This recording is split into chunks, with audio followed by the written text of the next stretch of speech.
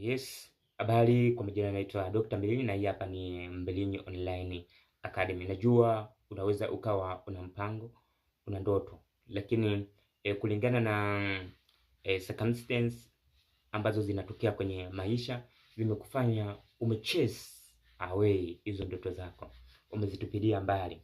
Mwana miongoni mwa watu ambaye anaitwa Oprah Winfrey, huyu mwanadada ambaye alipitia kashikashi nyingi sana za kimaisha, alibakwa mona, lakini pia alifanyiwa vitu vya ukatili sana. Ni miongoni mwa mwanadada ambaye alifanikiwa kwa kiasi kikubwa sana.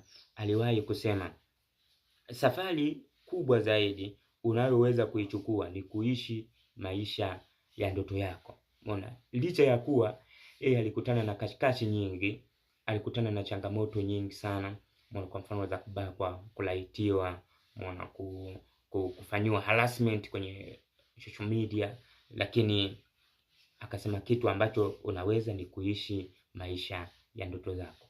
Unaweza ukawa labda umetupilia mpango, au unaweza ukawa labda una ndoto, una dream yoyote ile ambayo unataka uje uikamilishe kwenye maisha, lakini ndani yako imesimama tu kama mti uliokauka.